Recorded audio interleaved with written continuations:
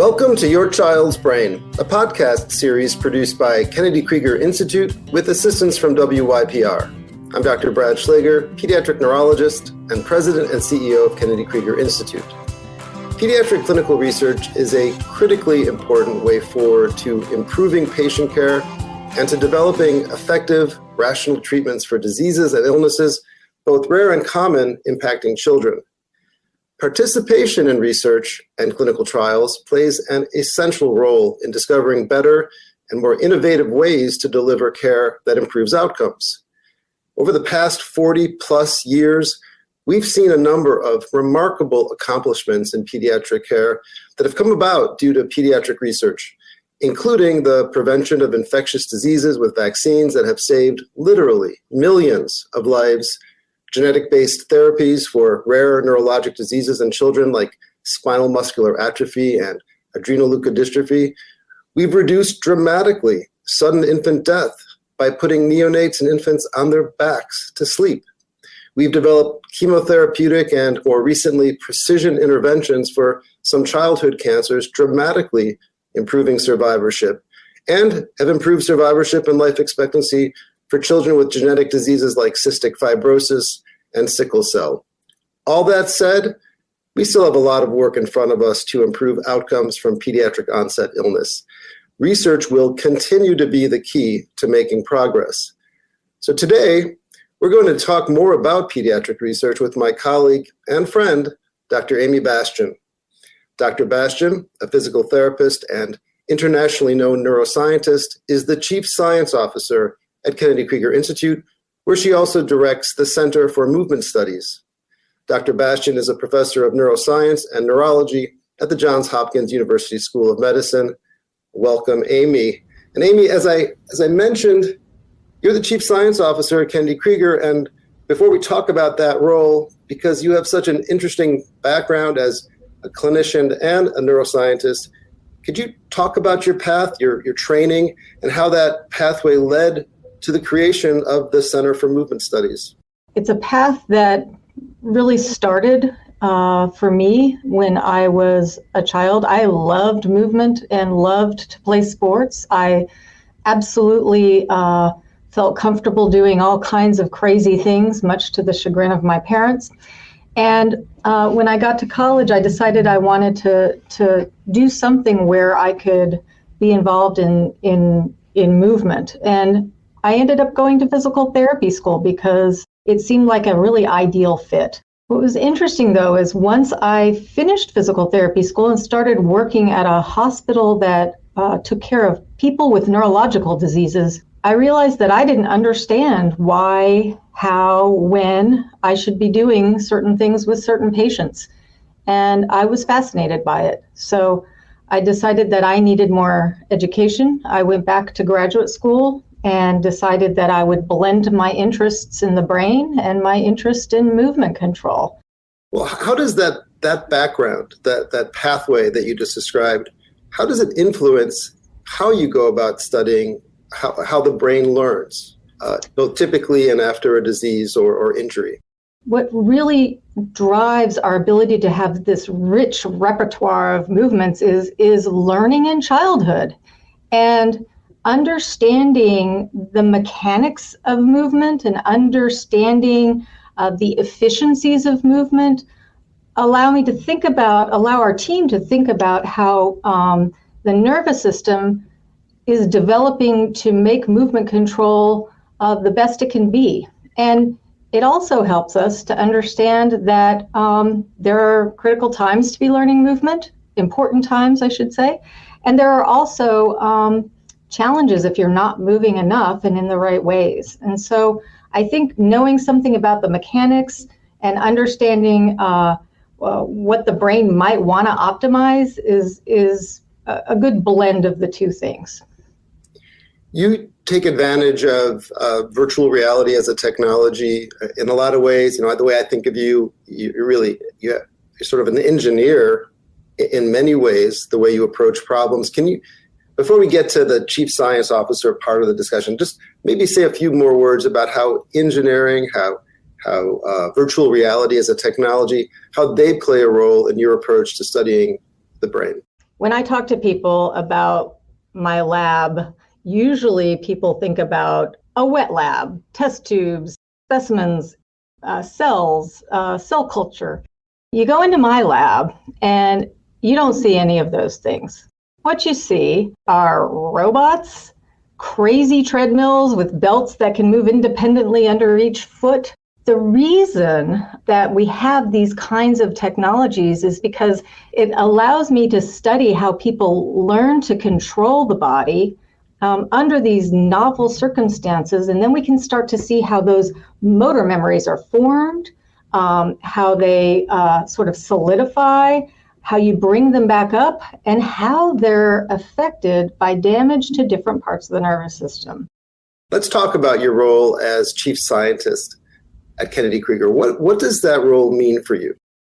Being the chief science officer has been such a wonderful educational experience and honor because I get to learn about all of the science that is going on at Kennedy Krieger. I would say that the chief scientist role really allows me to connect with all the physicians and scientists and clinicians and staff in order to understand where they're going with their research and how we can help them to thrive.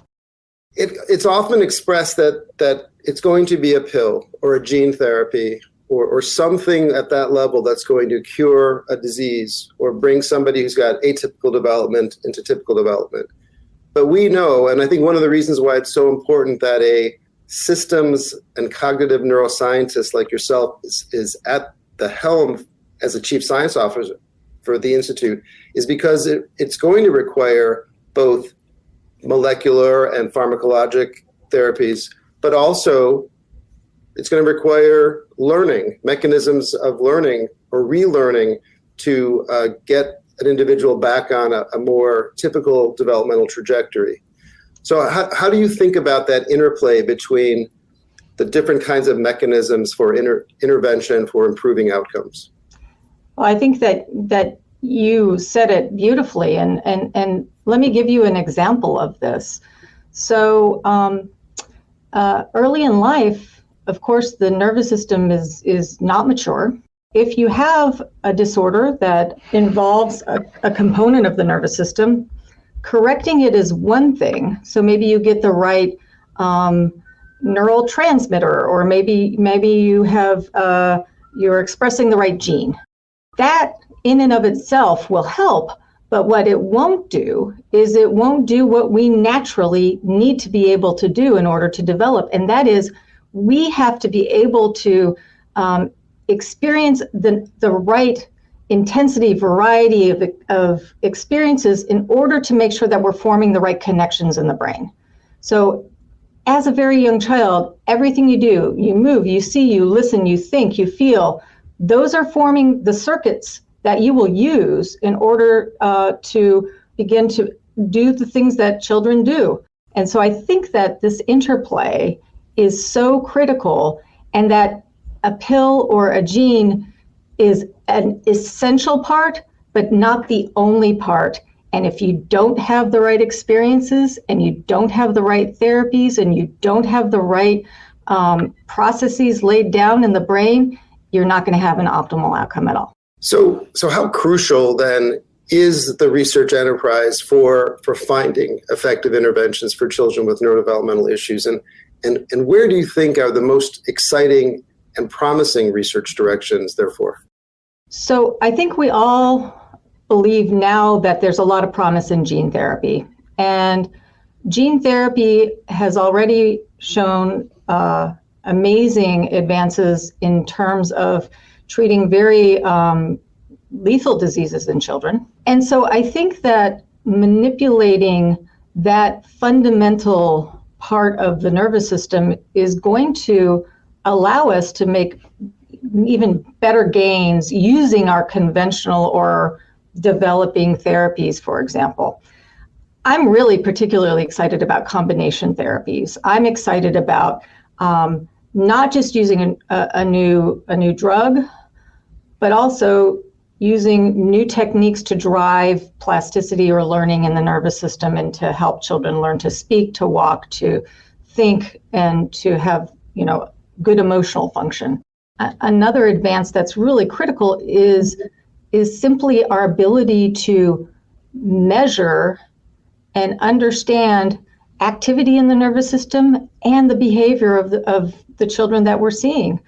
By measuring things, we're going to have better chances of understanding outcomes and being able to predict who is responsive to therapies, drugs, gene therapies, et cetera.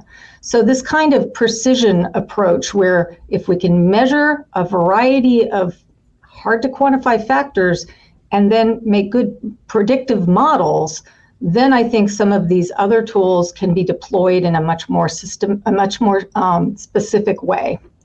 Yeah, I share your excitement about the opportunities in front of us because of improved ability to make measurements that will make it possible to apply more precision approaches to truly individualize therapies. So much of the work that's done is looking at the population level response to an intervention, and really what you care about, what we all care about as clinicians, as parents, for example, is making sure that the intervention is really specific for your child or the patient in front of you. So Amy, the work that you're doing in your own laboratory on typical development of motor function. So understanding typical development is absolutely essential to understanding how we would want to design an intervention for somebody who has cerebral palsy. A younger child with cerebral palsy may actually not have all of the learning mechanisms that we think are important for movement control online yet, but not because they have cerebral palsy, because they're young. And an older child may have more mechanisms online. We don't know what to expect. And so if we know, for example, that we cannot give a child a particular therapeutic treatment delivered in a way that uses reinforcement learning or a specific type of sensory feedback, because that child doesn't have the capacity yet to use that information because they're too young. And so what we can glean from this is that we will know what is available for a child to take advantage of in the nervous system, and we'll also know if it's not there, that means that something about their disorder has affected that circuit and is going to affect their ability to learn in that manner. So some people might ask, well, is it even necessary at this point to have research involving children, including typically developing children? Why can't we just extrapolate from studies that involve adults to apply that information to children? We all know intuitively that children are not little adults, but it's a much bigger issue than just that. The brain and the body are developing, and how children are using the systems in the brain to be able to create the behaviors they want relies on many mechanisms that are coming online during childhood. And so something that may be available for an adult may not be available at all for a child. So a child may not be able to learn using certain kinds of interventions. They also may not have the same neural architecture that allows them to take advantage of things that we see in adults. A reason that we have to study typically developing children, and why this is so important, is we absolutely need to understand how these behaviors emerge in childhood, how the capacity of the brain changes in childhood, how the circuits are formed and reformed through learning and experience, and ultimately how we can best sort of dissect what's a problem with development, what's a problem with pathology, and what is typical. So I have to encourage everybody to embrace that we really, really need these studies of typically developing children. 100% agree. So let's turn our attention to some basic elements of the research process. What happens in a research study that involves humans? And what's a clinical trial, and how does a clinical trial differ from other kinds of research? Okay, so let's start with research that involves human subjects. Research that involves human subjects is very carefully governed by regulatory bodies. So when you enroll in a human subject study, there will be an institutional review board that understands everything that is going to be done in the study. It's explained to you. You are told about the risks and the benefits. You are told about the duration of the study and what it entails for you to do. So, for example, in one of my studies, you may come in and I will tell you that you're going to be making reaching movements in virtual reality with a robot. And you're going to see some targets and you're going to play some games and you're going to feel some forces, and we're going to be making a lot of measurements. That's a very simple study. Another study may involve you lying in the MRI scanner and scanning your brain so we can understand the structure of your brain. Those are sort of standard human subject studies that we often do in our fields of work.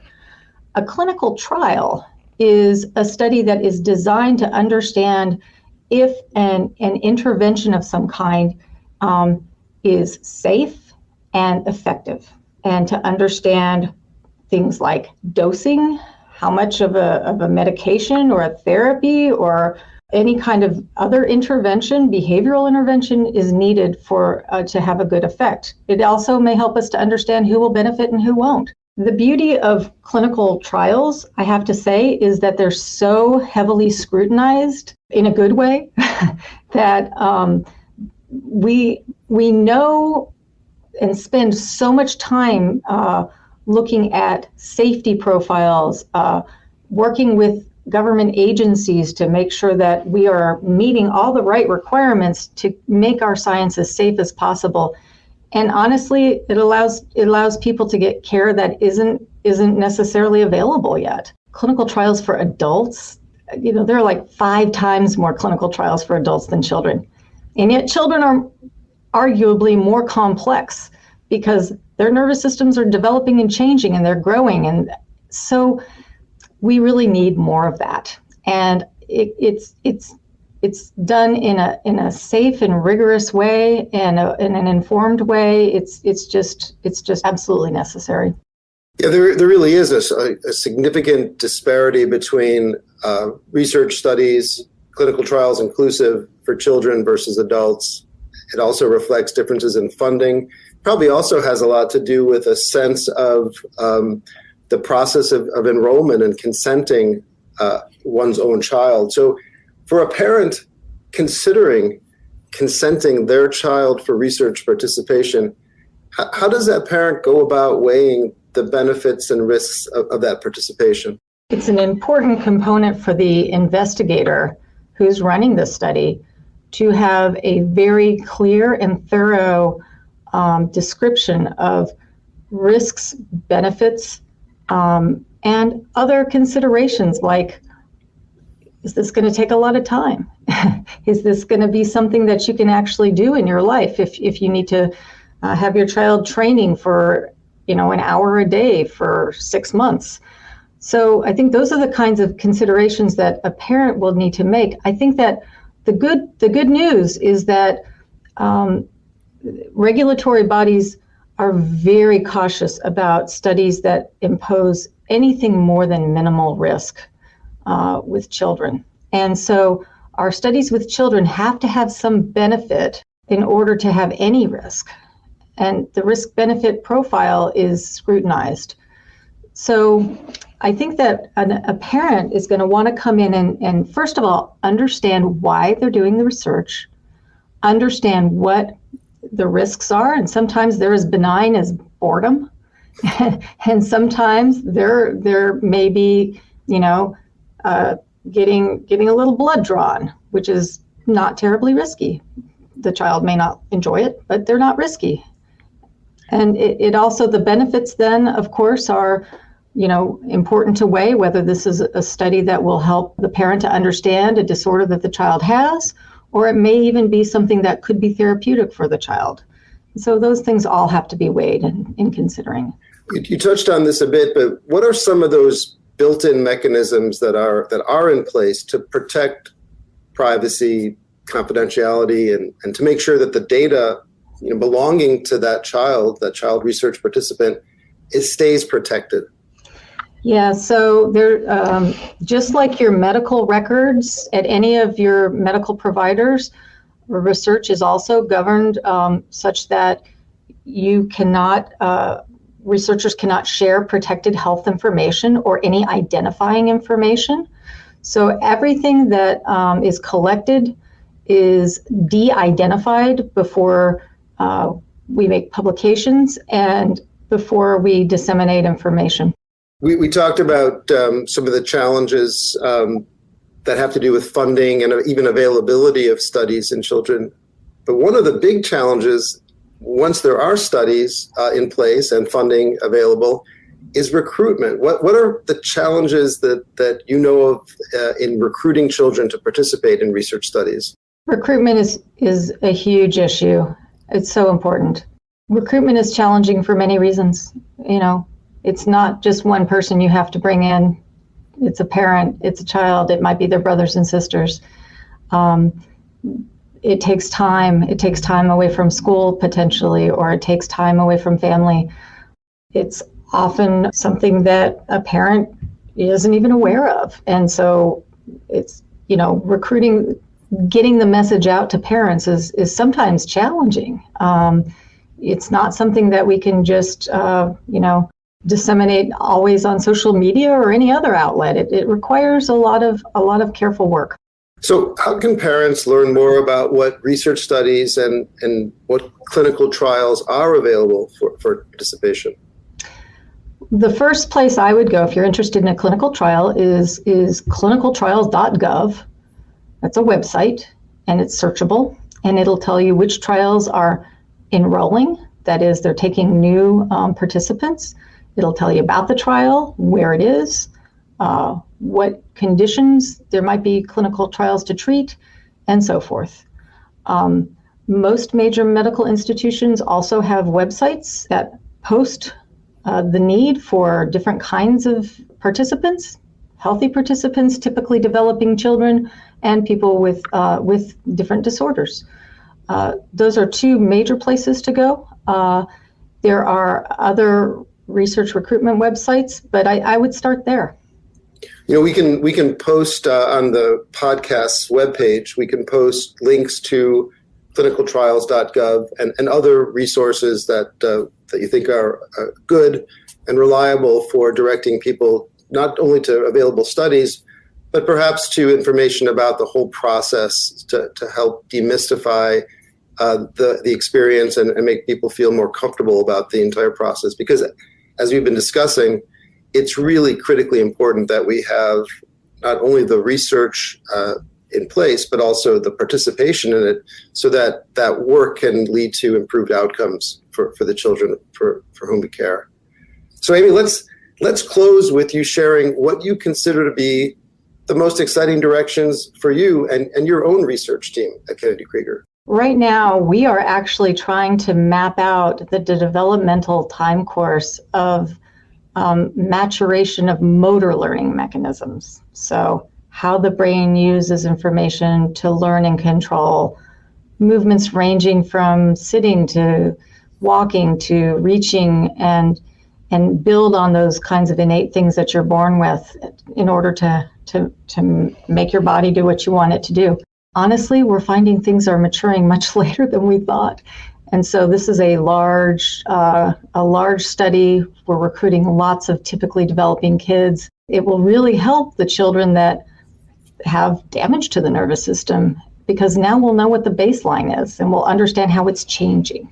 And so that's something I'm really focused on right now. It's without that information, we will not know what to expect and how to intervene when people have damage to the nervous system during development. We have to know what typical development is, and we have to have a really granular, fine measurement of those things. Yeah, this kind of work is so critically important for understanding atypical development of the motor system, and so much of what we take care of in neurodevelopmental disorders, for example, involves the motor system. So it's work that's key to really It's part of the fabric of all that we do in terms of interventions to improve outcomes. So thank you. Thank you to our guest, Dr. Amy Bastian, for a fascinating discussion. We hope you have found this information interesting and helpful. Please consider sharing this podcast with friends and rating it. And you can check out our entire library of topics on your child's brain at WYPR.org, KennedyKrieger.org, WYPR.org/studios, or wherever you get your podcasts. You've been listening to Your Child's Brain. Your Child's Brain is produced by Kennedy Krieger Institute with assistance from WYPR and producer Spencer Bryant. Please join us next time as we examine the mysteries of your child's brain.